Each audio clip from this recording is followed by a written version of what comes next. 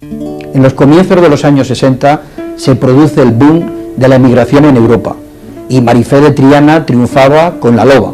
Comenzaban ya los primeros conflictos de circulación dentro de la ciudad de Sevilla y el tráfico por las carreteras. Se creaba precisamente en esos momentos la jefatura de tráfico y un accidente terrible que no se olvida fue en la Cuesta de las Doblas, sevillanos que acudían al Rocío. Y vamos a recordar el ambiente de los astilleros aquí en Sevilla y dentro de las botaduras, pues la botadura del Minas Conjuro. Morían 2 toreros, uno en la plaza y otro en la cama, Salvador Guardiola y Rafael el Gallo, y unos se iban y otros venían. Entonces en aquel momento eran los comienzos de Manuel Benítez el Cordobés, y a la feria acudían gente famosa e importante de aquel entonces, como era el anterior jefe del Estado, el general Franco, y ni más ni menos que Orson Welles. Pero lo más importante y lo que no podemos olvidar fueron las inundaciones de aquella época. Fueron terribles, y hubo una operación con la mejor intención del mundo, promovida por Bobby de Glané, la operación Clavel, pero el desastre fue total, porque una avioneta que estaba cubriendo la llegada de la caravana a las afueras de Sevilla cayó sobre el público, produciendo muertos y heridos. Y aquellas inundaciones no las vamos a olvidar y fueron tan grandes que verdaderamente podemos decir que todos, no solamente Sevilla, sino toda España, estuvo con el agua al cuello.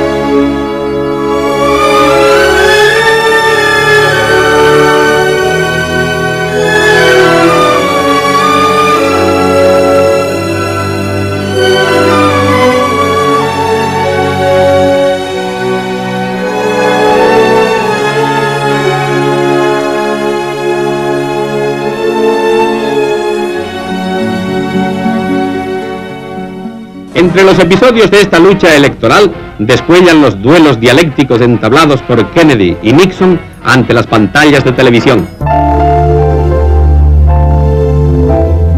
Comienza la década de los 60 y las noticias que nos llegaban del otro lado del Atlántico era que en los Estados Unidos había mucha gente que iba a votar para elegir a su presidente.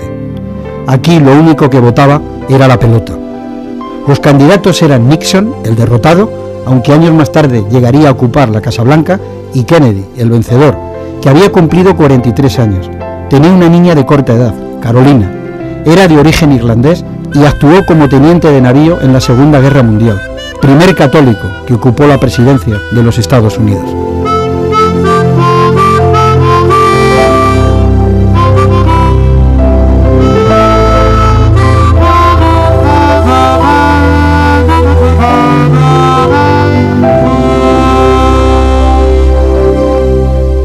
Cada día el emigrante tiene un grato reencuentro con su nacionalidad y con su familia a través de las cartas que se cruzan o de la música española que se les lleva en la cinta magnetofónica como un recuerdo permanente de la patria. Un buen día pues me enteré de que habían abierto la emigración para Alemania y cogí y me preparé un pasaporte y me marché a Alemania. Llegué a Stuttgart, yo no conocía a nadie, llegué a la estación. Al llegar a la estación, pues claro, lo mismo me daba tirar para el sur que para el norte, que para la derecha que para la izquierda, porque para mí todo era desconocido. Todas las fábricas que veía chimenea, yo me metí en una fábrica en la cual ponía TVS, entonces yo me creí que era televisión, digo, pues yo me enseño aquí, y ya mismo soy un técnico en España de televisores. Me metí, era cosa del ayuntamiento, donde se tenía la electricidad, las cosas del gas, de todo eso. Bueno, pues el buen día, pues yo me meto allí y me dicen que quiero, que trabajo. Nadie me entiende, yo no me entiendo con ellos, y es un buen señor, ¿qué desea usted? Digo, pues que vengo buscando trabajo, y después esta señorita le van a arreglar los papeles ahora mismo. Se marchó, me quedé allí, yo no me enteré de nada. La cuestión es que me dieron trabajo, y a los pocos días de estar trabajando, estábamos en la cantina, estaban todos comiendo, a mí me daba un asco la comida enorme, porque era todo comida ahumada, el pan muy negro, y yo cogí, y mientras ellos estaban comiendo, yo le di la vuelta al camión. Al salir me dicen, ¿quién le da la vuelta al camión? Digo, pues he sido yo, que le da la vuelta al camión, yo soy conductor, en lo público no entendíamos. Y entonces me llevaron a la fábrica, me dijeron que tenía que ir a la policía. Yo dije, pues me van a echar para España. Llevamos a la policía, me pidieron el carnet de conducir, yo le di mi carnet de segunda, en vez de darle el primero, le di el segundo que tenía. Digo, pues muy listo que sea ahí, a mí no me la voy a dar. Bueno, pues a los pocos días otra carta de la policía, que me presentaran la policía, me presentaron a la policía que les dé 5 marcos. Yo como no sabía lo que eran 5 marcos, les puse el monedero, cogieron ellos 5 marcos. Y a la semana siguiente me llaman otra vez de la policía y dicen, ya sí es verdad que me mandan para España. Ya sí es verdad que en esto ya no me escapo. Llego y me dan el carnet de conducir, el mío, me lo devuelven y me dan también un carnet de conducir alemán. Y me dicen, desde hoy tú eres conductor alemán. O sea que a los 2 meses de estar yo en Alemania ya me dieron el carnet de conducir. Me dieron mi buen camión, un Hanuman, me puse a conducir y lo único que me enseñaron era red, link y stop.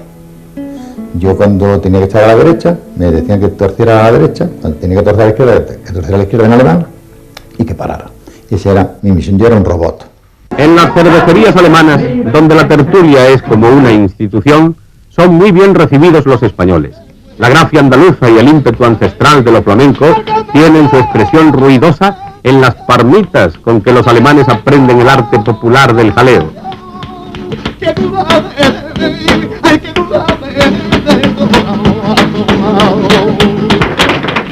Entonces conocí a una señorita en la cual pues yo me puse a fregar platos en el restaurante después de salir de la fábrica, y la conocí allí, le dije que si me podía dar un café, me dieron un café, pues me decían de una italiana, me salí con ella a pasear, yo me metí al cine con ella, con la idea de tener algún contacto con ella. Entonces me quitaban las manos, me decían que nada, y que allí en alemán no se tocaba, solamente a ver el cine. Bueno, pues entonces cuando salimos, me cogió, me llevó a una habitación, que era su habitación, estuvimos allí en su habitación, y entonces la dueña nos dijo que no podíamos estar en la habitación, que para estar allí había que tener un anillo de prometido. Con las mismas nos fuimos, compramos nuestro anillo, nos prometimos, y desde entonces ya nos dieron una habitación mi suegro. Me dieron mi habitación, estuvimos allí viviendo hasta que nos casamos. Rafael Gómez, el Gallo.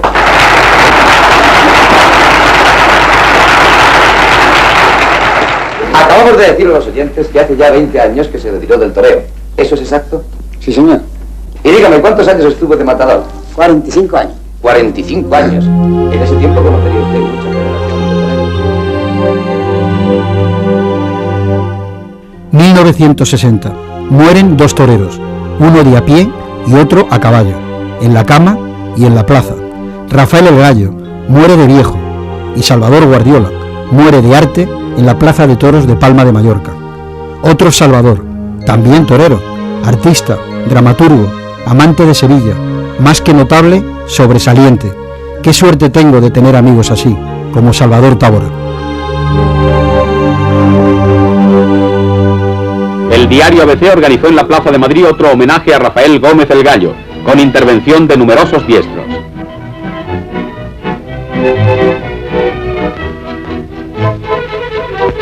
El ruedo se llenó de cigarros puros que recogieron Vicente Pastor y don Manuel Mejías con el festejado, a quien España da su adiós conmovido.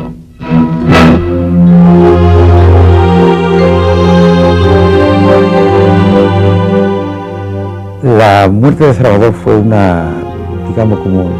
fueron motivos de una circunstancia muy especial. Él tenía predilección por un caballo llamado Calais, que estaba poquito a poco habituando, ¿no? Y nunca sacaba ese caballo, absolutamente nunca sacaba ese caballo cuando llegaba la hora del rejón de muerte. Entonces, este día, no sé por qué causa, Salvador salió con ese caballo con el rejón de muerte. Y era un caballo muy medroso, que prácticamente no era un caballo, digamos, como para esa suerte. Y antes de llegar el toro al caballo, el caballo casi no le tocó, el caballo dio la vuelta y Salvador quedó debajo. Fue un gran porrazo en la cabeza, tuvo una rotura del cráneo total y la muerte fue casi instantánea, casi 2 horas después. La corrida toreaba Vitoriano Valencia, que recuerdo que saltó al ruedo para ayudarme a matar ese toro, porque la cuadrilla se marcharon todos con Salvador y yo me quedé solo en la plaza para matar ese toro, y saltó pues digamos la cuadrilla de los toreros que toreaban en esa corrida con nosotros. Fue una gran tragedia porque en realidad Salvador Guardiola, yo tuve con él unas relaciones de torero a torero muy entrañables, y sobre todo porque me parece que había en él una especie de, no sé, de decisión de hacer del mundo del toro una especie de canal para hacer otras cosas importantes en el campo del arte. En ese año, la actividad del Círculo Belmes, aquí en Sevilla, se encontraba en su plenitud. Muchos ya en aquella época, sutilmente, reclamaban un futuro monárquico. José Acedo Castillo nos lo cuenta. En 1960 el Círculo Belmes ya estaba en plena actividad. Estas actividades eran múltiples. Allí se celebraban círculos de estudio, como por ejemplo un interesante sobre la actualización de la tradición española. Se celebraban conferencias, estas mensualmente, donde venían personalidades como Juan Ignacio Lucas de Tena, José María Pemán, Joaquín Calvo Sotelo, José Aparicio Calvo Rubio, José María Oriol, don Joaquín Garrigue, una porción de personalidades que venían a explicar cuál era nuestro pensamiento con el fin de darle a conocer y divulgar cuál era el presente y el futuro de la monarquía. Se publicaba, y esto fue lo más complicado, se hacía un periódico que hacía la juventud, un periódico que se llamaba Afirmación, que lo dirigía don Antonio del Toro, en el que colaboraban activamente Ramón Espejo y Juan Delgado Alba. Y esto fue lo que nos originó muchas complicaciones, porque el de la Delegación de Información y Turismo pues lo persiguió ferozmente la publicación de este periódico clandestino. Ellos creían que se hacía en Sevilla y el periódico se hacía en Zaragoza. Por aquí buscaron los tipos de letras en todas las imprentas de Sevilla, pero que por fin terminaron dando donde se hacía, y al punto que necesariamente hubo que suprimir la publicación, porque ya el regente de la imprenta pues no se atrevía a seguir publicando por las consecuencias que se pudieran derivar. Diego Puerta se luce con valor y arte en las Verónicas.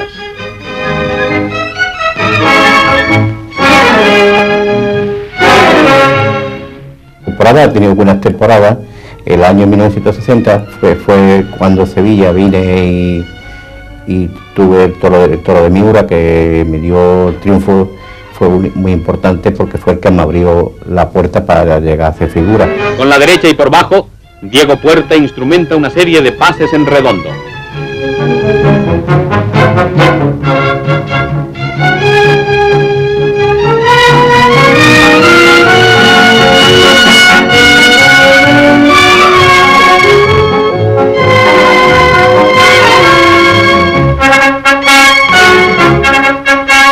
El diestro despierta el entusiasmo de la estrella y ésta aplaude con el público. En aquel momento los toros no eran tan grandes como los de ahora, que ahora cualquier toro pesa 580 kilos, 570, 600 kilos. En aquella época los toros eran más medianitos, tenía 480, 500 kilos, 475, 490, pero se movían muchos más que se mueven hoy. Hoy toros, después ya el que le pega con el capote le hace un quite, porque no llega a hacer ni a quite, porque en el momento nuestro se hacía muchos quites y los toros aguantaban, pero hoy el toro de hoy aguanta menos. Claro, se movían más antes que ahora, el toro de ahora se mueve muy poco. Llena de color, de luz y de alegría se celebra en Sevilla la tradicional Feria de Abril. Otro año y otra feria, por supuesto.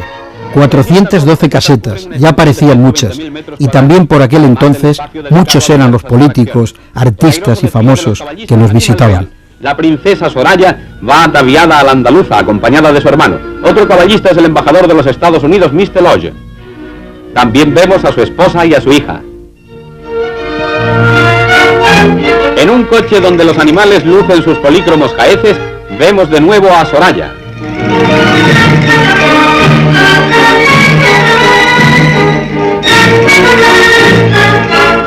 La princesa bebe el dorado vino andaluz.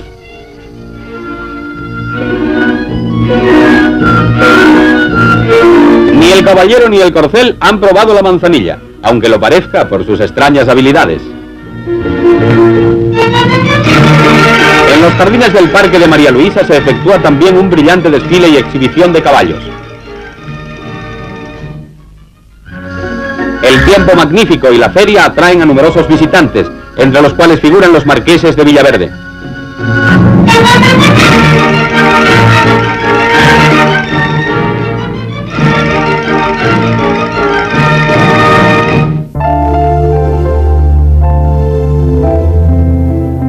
Desde el año 60 hasta el año 1975, en solo 15 años, el parque de vehículos oficial de Sevilla pasa de 50.400 y picos, nada menos que a 563.000 vehículos. Esto da una idea de la enorme expansión de los vehículos, que además modifican sustancialmente no solamente la ordenación del tráfico, que por entonces pues todo el mundo podía girar a la izquierda donde quisiera, ¿no? Y cosas así, sino que se empieza a reorganizar todo lo que es la señalización, poner los semáforos de señal luminosa, sino que además hay un cambio importante en el sistema de tracción, es decir, del carrillo de mano o de la batea de mano de tracción humana se pasa al motocarro. El motocarro es la gran revolución del transporte en las ciudades españolas en general y en Andalucía muy en particular, donde todavía existía, como he dicho antes, el carrillo de mano, o también pues el carro, el volquete, la carroza, la carreta, tirada por mulos, caballos o burros. Y también es muy importante lo que sucede con el motociclismo. Entonces, la Vespa y el biscúter se convierten en los vehículos por antonomasia que desarrollan a una clase media que hasta entonces no había tenido más que viajar en tranvía. El tranvía, por cierto, desaparece el año 60. Es decir, que hasta el año 60 Sevilla tuvo tranvías. El último viaje fue entre la Puerta de la Carne y la Gran Plaza, en mayo del 60. Ya comienzan los autobuses y también otros vehículos de la época, pues naturalmente el 600, que es la gran revolución sociológica, junto con el 4x4 de Renault y el motociclismo, que es muy rico en marcas, aunque al principio solamente hubo la Montesa, luego pues hubo Bultaco, Osa, Roa, Derby, ISO, y con cilindradas ya de 500 centímetros, pues la Sangra fue una gran motocicleta que participó en muchos rallies y muchos tipos de pruebas deportivas. En los astilleros Elcano de Sevilla va a ser votado el Minas Conjuro, soberbio buque de 28.200 toneladas, 180 metros de eslora y 22,5 de manga, construido para una empresa italiana con destino al transporte de mercancías. Actúa de madrina. En 1960 se construyó el Minas Conjuro, que era de los barcos de medio tonelaje que se había construido en España, con una tecnología bastante en punta, no solamente para España sino para Europa. Entonces así era el Elcano. Estaba delimitado por la esclusa. La esclusa se había construido para evitar unas riadas en Sevilla y estaba construido no para astilleros, entonces estaba delimitado en la anchura. En la anchura de acero, entonces se construía todo tipo de barco inferior a la esclusa y se sigue construyendo ese tipo de barco mercante. Esta nave es la única de tales características y proporciones que ha salido hasta ahora de los astilleros españoles. El buque entra majestuosamente en las aguas del Guadalquivir. Dispone de un motor de 7.300 caballos y su velocidad a plena carga será de 14 nudos.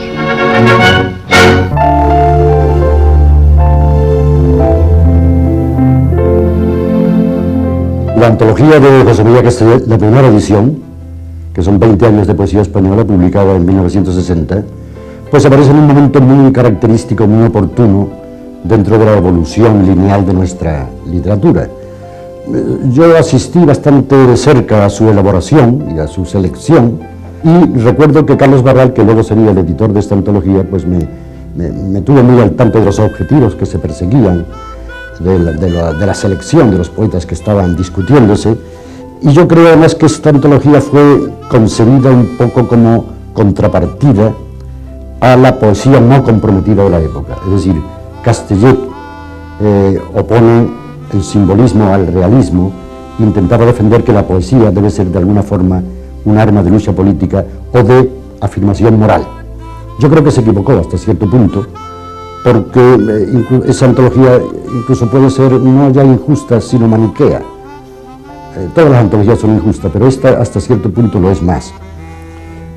Me parece que yo soy el único poeta andaluz incluido, me refiero a los poetas de mi edad, de los años 50, los que empezaron a escribir en los 50. Y también soy el único poeta andaluz incluido en la antología de García Ortorano, aparecida posteriormente, pero yo creo que eso es simplemente una casualidad cronológica.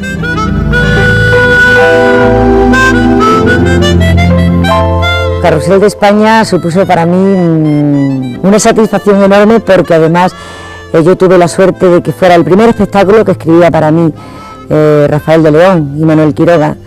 Entonces, el maestro Manuel Quiroga no solamente era, ¿por qué no decirlo? Es la verdad y las verdades hay que decirlas, el número uno dentro de la copla. Luego le siguió Juan Solano, que eso era un músico como una catedral, pero el que de verdad ha dejado ahí verdaderas reliquias dentro de este género que yo tanto amo como es la copla, ha sido don Manuel Quiroga. Entonces a mí me parecía como que yo estaba viviendo un sueño, de un cuento de hadas, ¿no? De que Manuel Quiroga me escribiera un espectáculo. Este fue el primero, fue Carrusel de España, donde yo además hice una canción que quizás sea de las coplas mías que más ha calado en la gente, que ha sido pues La Loba, ¿no? Por ejemplo. Y además fue ese contacto, no solamente tuve el honor de que Manuel Quiroga me escribiera un espectáculo, sino que además tuve la gran suerte y la gran satisfacción de conocer a un ser humano como era don Manuel Quiroga. También, por supuesto, aunque era más cascarrabia, a ese gran poeta y también al número uno, escribiendo coplas como ha sido Rafael de León. Ha habido mucha gente, está Uchaíta, Valerio, está Andrés Molina Mole, en fin, gente que ha escrito coplas, estoy refiriéndome a la letra naturalmente, bellísima, pero indiscutiblemente el maestro, entre todos ellos, ese tenía un nombre propio y ese era Rafael de León.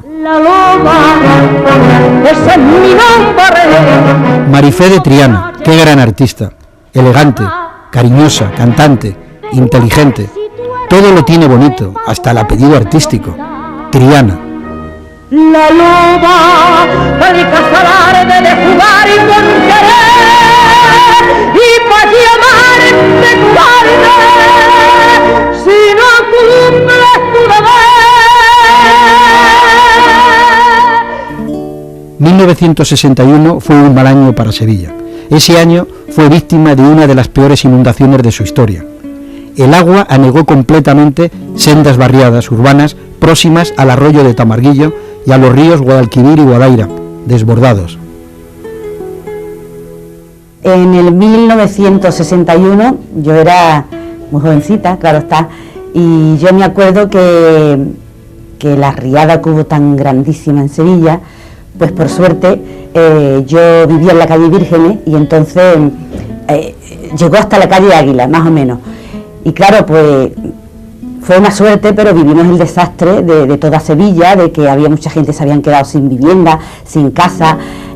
Yo recuerdo de algunos compañeros, porque yo empezaba entonces a bailar, que vivían cerca del Tamarguillo, que se quedaron sin casa, que los tuvieron que meter en unas casas después prefabricadas, no sé en qué sitio, ¿no?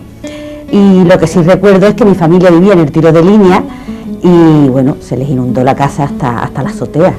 Y entonces mis tías, mi abuela como tenía la pobre un kiosco de prensa y de periódico, pues ahí se quedaba a dormir incluso, ¿no? Pero mis tías con toda la familia se vinieron a mi casa de la calle Vírgenes, que era una casa de vecinos inmensa, pero nosotros vivíamos en una habitación, o sea, toda la familia. Pero bueno, eso no importó para que se echaran colchones y hubo una solidaridad grandísima por parte de todo el mundo, de todos los vecinos. Y bueno, la verdad que se vivió de una manera mal, porque tanta gente se quedó sin casas pero vamos, de alguna forma la gente, hubo, como se dice, una unión en esos momentos de los sevillanos tan grande, tan bonita, ¿no? Que bueno, por una parte es el mal recuerdo de un lado y por otro el buen recuerdo de esa unificación que hubo de todos los sevillanos para que todo el mundo saliera de ese bache tan grande. Yo recuerdo que, por ejemplo, en la calle Oriente, que yo era una lástima ver todas las casas llenas de barro, llenas de todos los muebles, bueno, increíble, una pena grandísima, pero bueno, por suerte fue mal, pero no una tragedia de muertos. La rotura de los muros de contención en un frente de más de 100 metros del arroyo Tamarguillo que cruza la ciudad ha llevado a Sevilla la angustia y el dolor de una catástrofe sin precedentes. Los servicios prestados por los helicópteros de las bases de Rota y de Morón son innumerables y meritorios. Las pobres gentes aisladas requieren a gritos y con gestos desde lo alto de las terrazas el auxilio necesario para un enfermo grave, y el helicóptero se sitúa sobre la misma vertical de la azotea para cumplir la arriesgada misión. El enfermo es citado hasta la aeronave con las mayores precauciones, mientras los familiares siguen con ansiedad el ascenso.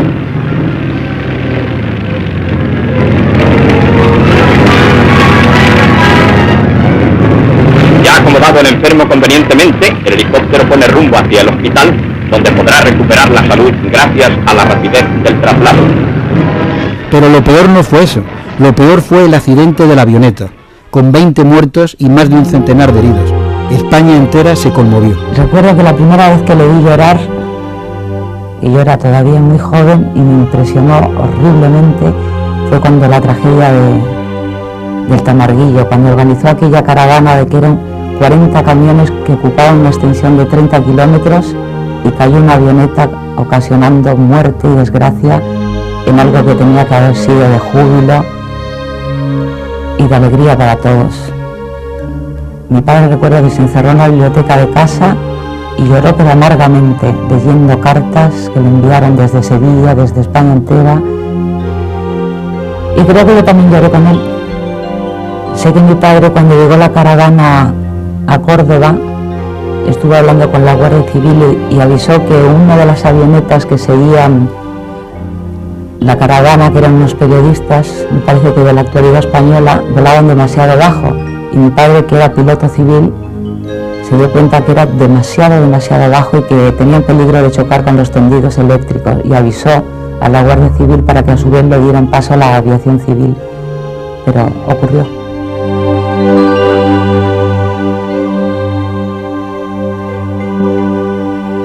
Al poco tiempo, por este desastre sevillano, el locutor Bobby de Glané, que me acuerdo que como yo empecé la radio y escuchaba tanto la radio, entonces resulta que hizo un programa precioso que era la Operación Clavel, que bueno, todos los artistas de España se volcaron para hacer este beneficio para los damnificados de Sevilla por la riada, tanta gente que se había quedado sin nada, tantas cosas, ¿no? Y entonces yo me acuerdo que un tío mío era militar y entonces nos dijo a la familia: ¿por qué no venís al cuartel de intendencia, que hay 2 pisos, y así vemos pasar toda la caravana que venía por la entrada de la carretera de Córdoba, de Madrid, que viven todos los artistas, que va a ser precioso? Y bueno, aquello era un acontecimiento para Sevilla grandioso, ¿no? Grandioso porque era todo lo que habían aportado tanta gente de España para Sevilla. Y bueno, y entonces yo estaba en el cuartel y de pronto veo pasar que furgonetas, camioncillos, coches con pañuelos blancos, y nosotros decíamos: Dios mío, ¿qué es lo que ha pasado? ¿Ha pasado algo, no? ¿Qué pasa? Y bueno, todos sabemos la desgracia del helicóptero que se cayó encima de tantísima gente, y no solo ya lo de la riada, sino aquella desgracia que fue cuando verdaderamente murió muchas personas y quedaron mutiladas otras, y bueno, y aquello ensombreció totalmente aquella cosa tan bonita que había hecho este hombre, ¿no? Y que tantos artistas y tanta gente de España se habían volcado. Y bueno, como se suelen decir, las desgracias nunca vienen solas, así que aquello fue verdaderamente, sí, triste fue lo primero, tristísimo fue aquello que pasó. La lacra social que representaba el suburbio sevillano del Bacie desaparece por entero. El ministro de la Vivienda, don José María Martínez Sánchez Arjona, presencia la destrucción del último reducto del chabolismo en la capital andaluza. Las niveladoras Bulldog completan la labor del fuego al derribar los escombros e igualar el terreno de la desaparecida barriada. Los vecinos del Bacie pasaron a ocupar otras viviendas en la nueva barriada de Torreblanca. El total de las aquí construidas es de 1.608, de las cuales 1.207 se encuentran ya habitadas. El Real Patronato de Casas Baratas levantará un total de 1.640 nuevos hogares y 17 locales comerciales en Tercia, San Jerónimo, que estarán terminadas en 10 meses y su presupuesto se eleva a 105 millones de pesetas. Los gráficos y maquetas expresan con detalle la organización de las barriadas. La de Pío XII proporcionará 640 viviendas más. Destacados en los puntos neurálgicos, los agentes del tráfico patrullan sin descanso. Empezamos a prestar servicio en Andalucía el 26 de agosto de 1961. Del material que se dispuso en aquella fecha, pues aparte del vehículo de fotocontrol y auxilio y atestado, Land Rover, que se montó el servicio en esos vehículos, pues eran un poco mejores. La motocicleta, el motorista se encontró con la moto procedente de la Policía Armada, en aquella fecha que había estado prestando los servicios. Y claro, la moto era pues muy antigua. El motorista se encontró con más problemas porque la moto necesitaban reparaciones, de muchas motos que de 15 o 12 motos, pues todas no podían circular. Con piezas de unas se iban arreglando otras y así se fue hasta tanto se dotó a Andalucía también de Sangla 3,5, que esto fue como consecuencia en parte de la riada que ocurrió en noviembre del 61, que todo el material o parte del material, a excepción del que estaba de servicio en aquel, pues lo cogió el agua. El cuartel que existía era en la Calzada. Al desbordarse el Tamarillo, pues en pocos momentos pues se pudo sacar muy poco material. O sea, que sacaron algún vehículo de 4 ruedas, la moto que estaba en el garaje pues no se pudo, y ya luego se subsanó, ya se dotó con la Sangla 3,5, que vino, aunque en sí no era del todo una moto fuerte, que tenía sus problemas también, porque claro, era nueva, pero se iba mejor, el motorista iba mejor. Respecto a los vehículos de 4 ruedas, pues sí, el fotocontrol era un vehículo que su misión era captar las infracciones en carretera de fotografía, bien fuera de alumbrado, bien fuera de adelantamiento, por rebasar líneas o por salida en cruces mal, en fin. El equipo de fotocontrol, pues sí, se trabajaba bien con él. Y luego estaban los vehículos de auxilio, que llevaban sus piezas, remolques para los vehículos, si había que auxiliar de piezas, también se les auxiliaba a los vehículos averiados, y luego el equipo de atestado para los accidentes y demás.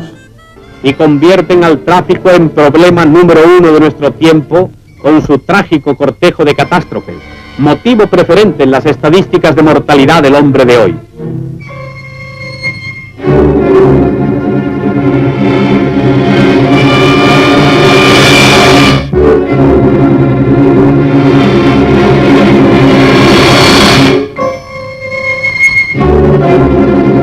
Todo accidente, en la inmensa mayoría de los casos, es consecuencia directa de una infracción circulatoria.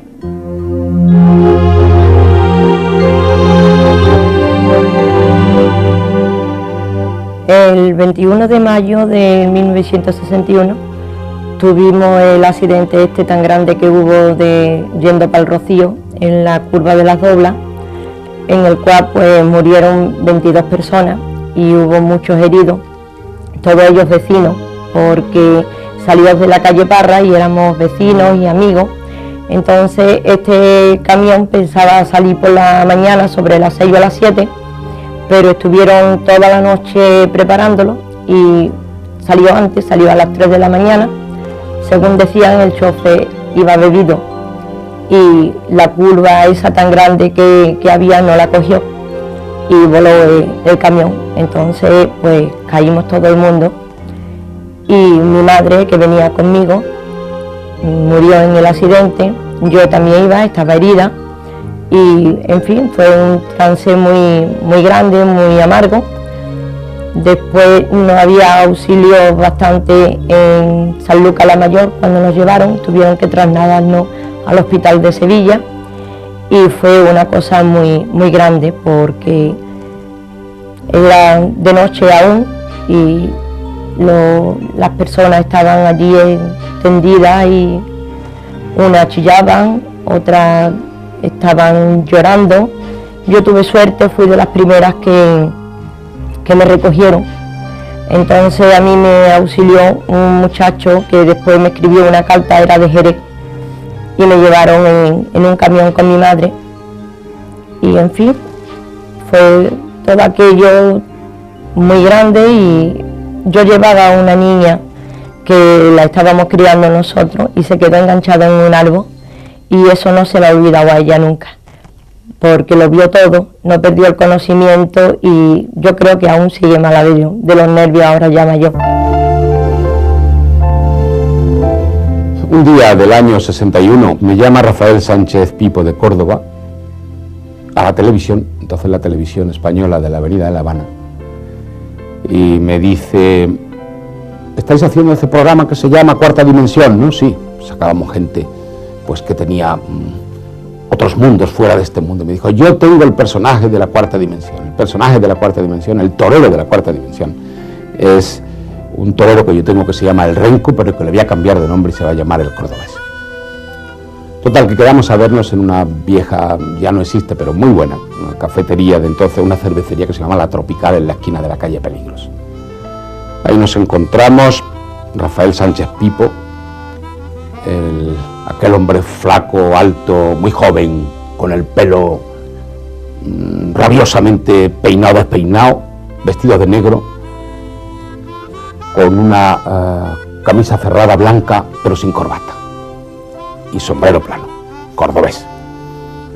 Y el Pipo pues me dijo, con ese enorme olfato periodístico que tenía, intuitivo para las cosas sorprendentes, me dijo: y este va a acabar con el cuadro.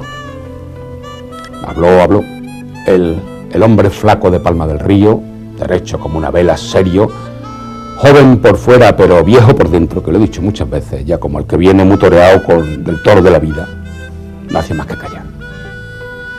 Yo pues a los langostinos que caían de entonces, no había mucho. Pero sobre todo atento a aquello que mi instinto me decía que es lo único que tengo y que tenía, que era un hecho realmente sorprendente. Total, que en un momento dado alguien llega y le dice: don Rafael, que le llaman por teléfono. Es la primera vez que entonces habla aquel muchacho cordobés. Me pone la mano sobre el brazo y me dice: usted hable de mí, que yo cortaré las orejas. El mes de septiembre de 1961, concretamente el día 14, los españoles se despiertan con una noticia que no tenía mucha trascendencia entonces, desgraciadamente, que aparece en algunos periódicos como el Arriba, por ejemplo, en la prensa del movimiento, pues perdida, no creo que fue en la tercera o la cuarta página, y era el anuncio del compromiso oficial del príncipe don Juan Carlos con la princesa doña Sofía de Grecia. Bueno, pues allí hubo el intercambio de regalos entre los novios. Don Juan Carlos le regaló una pulsera a doña Sofía, ella le regaló un anillo que ha llevado muchísimos años el príncipe. Al día siguiente, el día 14, los príncipes viajaron a Atenas e hicieron una entrada muy espectacular. Yo estuve allí, muy espectacular, como dos artistas de cine, me acuerdo, a bordo de un coche americano blanco, sentados sobre la parte de atrás del coche como los artistas, y así entraron en Atenas y fueron desde el aeropuerto hasta el Palacio de Alta Atenas, donde la multitud pues les vitoreó. Tú llegabas a matricularte a una facultad o una escuela y automáticamente tenías que inscribirte y te daban tu carnet del SEU. Y el SEU tenía, entre muchísimas, todas las actividades deportivas, culturales, etcétera, pues había una que era la teatral, que se quedaba encuadrada, como se decía entonces, en el TEU, Teatro Español Universitario. Yo empecé a trabajar o a divertirme o a aprender teatro en el TEU en el año de 1961, estudiando primero de comunes de la Facultad de Filosofía y Letras. En el transcurso de los años 40, 50 y 60, en España se hicieron cantidad de profesionales extraordinarios para el mundo del teatro gracias al TEU, eso hay que reconocerlo. Por citar un caso, el de José Tamayo, que empezó a trabajar en el TEU de Granada. En aquellos años el TEU pues daba cultura teatral a un sector de estudiantes que desconocían a cantidad de autores. Nosotros, me voy a circunscribir a los primeros 5 años de la década de los 60, hicimos títulos como, aquí los he anotado un poco rememorando, Los justos de Albert Camus, Tres sombreros de copa de Miguel Viura, En la ardiente oscuridad de Buero Vallejo, algunas piezas cortas de Bertolt Brecht, cantidad de autores de lo que llamábamos la generación subterránea, que eran jóvenes que luchaban muchísimo con la censura para poder colocar sus obras, y autores importantes ya con premio entonces, como Antonio Gala.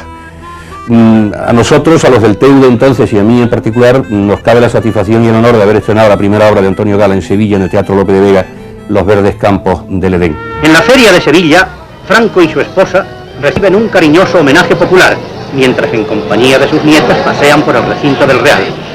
Otra vez la feria y los toros. Ese año de 1961 visitaron Sevilla y su feria una vez más el general Franco y Orson Welles, que años más tarde volvería a Sevilla, convertido ya en cenizas, camino de Ronda. Un torero, Fermín Bórquez, nos lo cuenta, y dos poetas, uno de pluma y otro de la palabra, Paco Correal e Idilio Cardoso, nos transportan a aquella época. El generalísimo es recibido en la caseta municipal. Tras el saludo de las autoridades y conversar con las jóvenes que en su honor van a interpretar las clásicas sevillanas, asiste al gentil y airoso desarrollo de la danza.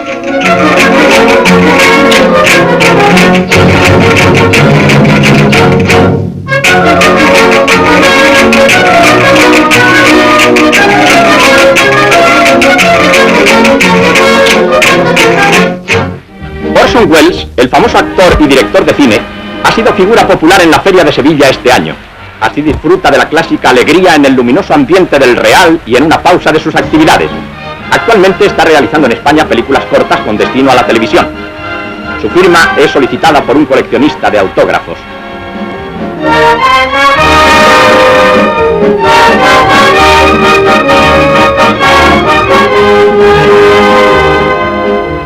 Pero ahora no se trata del trabajo, sino del descanso y de respirar el gozo de la primavera sevillana, sin olvidar el detalle florido. Orson Welles, que es gran aficionado y conocedor de nuestro festejo taurino, no puede perderse las corridas de la feria. Aquí le vemos, con su indispensable veguero, ocupando su localidad en la plaza. Contempla con atención el desarrollo de la faena. Yo conocí a Orson Welles en Sevilla, en la feria, y su hija, pues la saqué yo a caballo, le presté un caballo para que montara conmigo a la feria. Y también quizás le seguía alguna vez a la culpa de mi caballo. Y cuando ella vino con la ceniza del padre, que la enterraron en Ronda, yo me enteré y fui a Alfonso XIII, fui a darle el pésame y le llevé una foto de ella. Estamos ella, el padre y yo en Sevilla, y se quedó como loca y me dice: quiero que vengas a mi boda. Y cenamos 15 personas aquel día. Cenamos la boda en el restaurante La Isla en Sevilla, y ahí se hizo la cena se casó allí en la catedral. Llega a Sevilla, a su feria, entre dos joyas, las películas Seis de Mal y El Proceso. Orson Welles no se privó de nada en la feria. España era su Parnaso y aquí traía a sus mujeres. Ava Gardner, enamorada de Sevilla. Rita Hayworth, Orson Welles.